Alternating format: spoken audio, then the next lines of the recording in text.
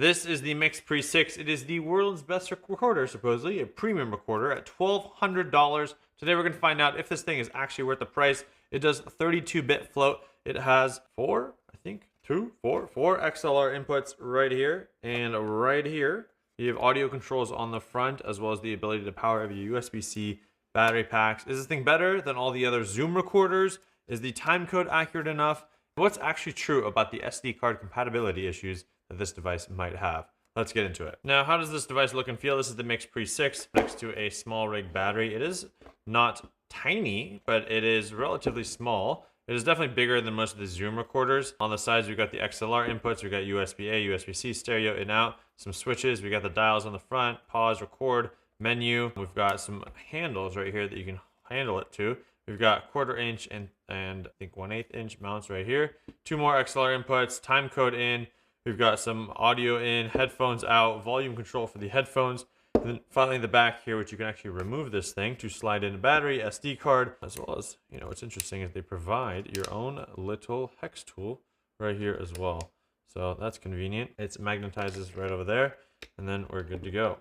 On the top, you've got more mounting if needed. If you want to mount a camera to the top or make this the bottom of your tripod, you could do that as well. It looks very high quality. It feels nice. It doesn't feel flimsy. So I do appreciate that about the MixPre-6. And who is this for? It's for sound mixers, field recorders, musicians, composers, podcasters, and every single one of these people have needs. And those needs are audio. So this thing is good for audio. If you're mixing sound live on set or recording sound on location versus a studio, this thing does it all. It's small, it's portable, and if you do plan to buy one, there is a link down below that helps support the channel. Now, what about the actual size? So if we look at this thing, it is 6.53 inches wide, 1.4 inches tall, and 4.6 inches this way. Now, it is about 19.9 ounces, which is 560 grams, unpackaged without batteries. Obviously, when you add batteries, it will get heavier. It is pretty lightweight to work inside of a bag. We have 4 ultra low noise cashmere preamps, 4 mic line XLR 1/4 inch combo jacks, fully RF filtered, and 3.5 millimeter auxiliary inputs, 2 channel unbalanced. So you can see this actually supports 2 different types of plugs.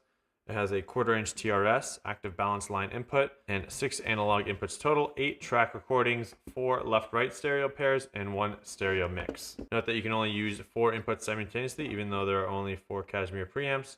So you can record 8 tracks total by recording a stereo mix plus 6 individual channels. Now, output-wise, it has a 3.5 millimeter TRS headphone right here. So it's a high-quality amp that rivals much more expensive equipment. And then a stereo line out on balance via the USB-C on this side. And you're able to have up to a 2 terabyte SD card in the back slot up here. It needs a FAT32 format. It is recommended to use SanDisk Extreme at 95 megabytes per second, or the Samsung Evo Select Plus, the Alexa Professional Grade, or Sound Devices branded cards. Clearly, we are not using them because we don't follow the rules. You have 4 physical fader knobs right here with an OLED touchscreen, so we can actually plug this in for you so you can see what it looks like. You power it on right here, plug the USB in. Now we're booting up. Sound Device logo is now lit. You've got your we got 4 physical fader knobs right here. And we have 1 OLED color touchscreen, which is 1.6 inches diagonally. So you can see as we turn these, they're pretty easy to turn. And then you can see the decibel amounts changing right there. We can tap menu, and you can actually slide through the menu options by pressing menu at the top, change the settings, the SD card format, change the bit rates, all the things that you need. There is a built-in linear timecode generator, and it shouldn't drift. It should only drift half a frame over 24 hours, and it will hold the timecode for 4 hours when it's powered off. You can plug in an HDMI or 3.5 millimeter TRS auxiliary output. It requires 7.5 watts of minimum power for full operation with all the features, or you can use 4 AA batteries, which will give you 10 to 35 minutes of runtime, or 2 Sony L-mount batteries, which gets you 6 to 8 hours of runtime, and you can switch between power sources seamlessly, unlike the Zoom F6, which has manual priority. Now, Sound Devices created this MixPre device to make professional grade audio recording easier for all of us. Like the traditional equipment, like the 6-8 mixer is $5,000. The MixPre-6 II brings those legendary cashmere preamps and professional features to indie filmmakers, podcasters, musicians, field recorders at the fraction of the costs. And the 2 generation addresses the fundamental problem of field recording unpredictability. The 2 generation gives you 32-bit float recording, which eliminates your compromises directly. Now, what are some other features? You get auto copy to USB, so you can record to the SD card and the USB thumb drive, so you have a backup in real time. You have 10-second pre-roll buffer, so you can be recording 10 seconds just in case something happens. You're like, oh no, I just missed a beautiful moment. I hit record and I get those extra 10 seconds. The original MixPre-6 only had 2 to 3 seconds, so that's extremely valuable. You have adjustable analog and digital limiters. So there's a 3-stage limiter system with user control for threshold, ratio, and release times. You have a USB audio interface, so you can have 8 in, 4 out to your Mac or Windows machine, and sample rates up to 96 kilohertz. And you can stream 32-bit audio over USB. This is one of the few devices that has that capability. It is class compliant on Mac OS, and you can record to the SD card while you're streaming that audio to your computer simultaneously. There's an iOS app that is pretty subpar. The warranty is 1 year, standard 2 year extended. It has an ambisonic plugin for spatial audio recording. I know it's big on the new Apple devices. Potential problems, materials, and longevity.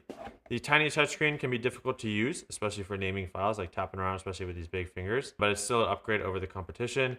The AA battery power is kind of useless. The plastic sled right here is a bit flimsy, and you really need to use L-mount or D-tap battery power. The materials, it's built with aluminum construction, so it's professional grade metal body.